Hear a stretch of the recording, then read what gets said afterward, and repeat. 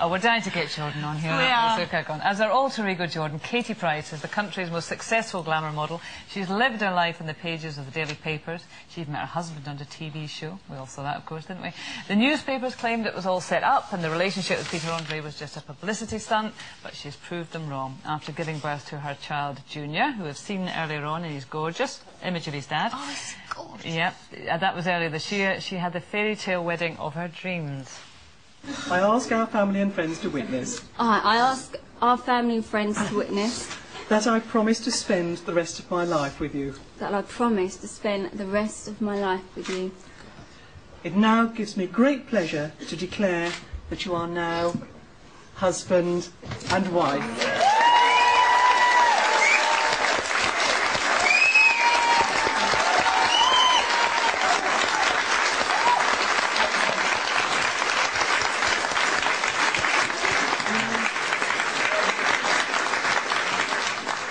Please welcome Mrs. Andre.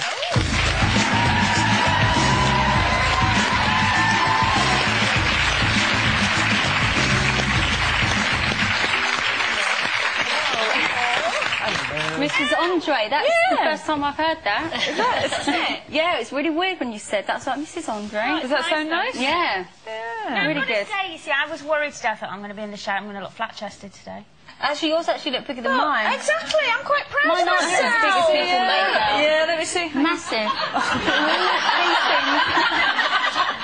They're not that big, but they're not as big as what people make out, but just let them say it anyway. Yeah, what size are they? I'm 32D, sometimes a double D, depending when you buy the bra. Oh, all right. I'm not transfixed by those eyelashes.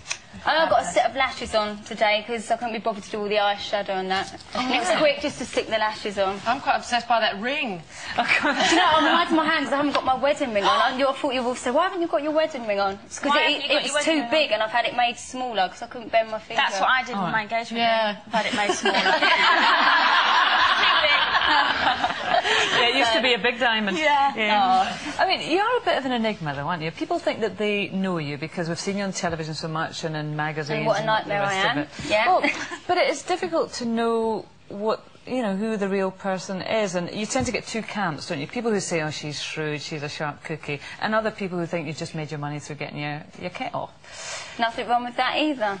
Well, which one would you like to be? I'm really proud that I got my kit off because, look, I've got the house of my dreams, I've got the cars I want, I could buy anything I want, I'm set up for life, so people can knock me, but at the end of the day, I'm grateful for what I've done and I'm grateful I've got the body that I can use it. But so that sounds like it's quite important to you to have money and, well, money. No, it's not money, but I've set myself up for life and my kids will never have to suffer, I can always give them the best. And I think it's important, you know, luckily I don't have to ever struggle. Well, if you say that, how long do you think you can carry on doing what you're doing for? Until people like yourselves have been booking me. And when people stop booking me for jobs, then I'll come down the ladder. But until then, I'll carry on working. And what about the TV thing? Because I'm fascinated by it all. I mean, do you regret doing any of that at all?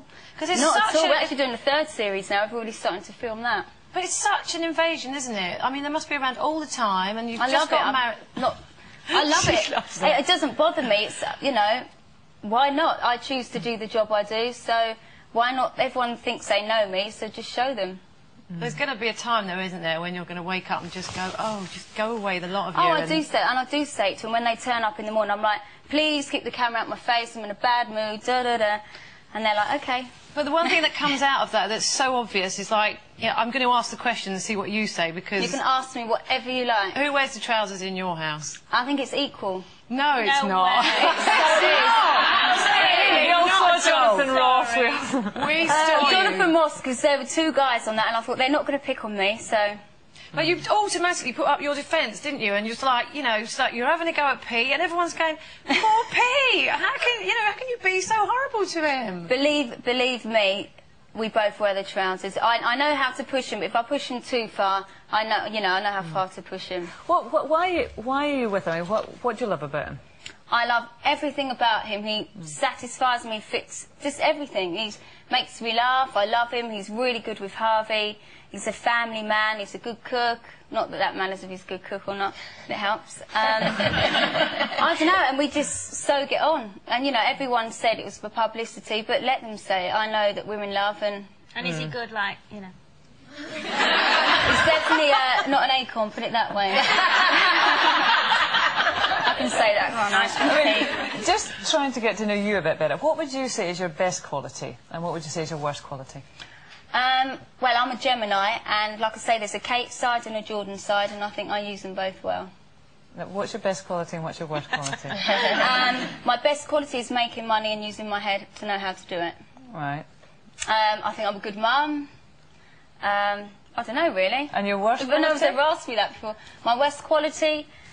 I'm untidy. There, that would do. I don't know. Is that really as bad as it gets? I don't really think there's anything that bad. Yeah. So really? What do you want to do? Like, what's your ambition? What do you see yourself doing, like, in 10 years' time? And the next thing I want to do, obviously, I've got a fitness video coming out, and the reason I've done that is because I just had a baby and I wanted to get in shape for the wedding. So I thought this would be a quick way to do it, and it would make sure that I do it. So I've done that.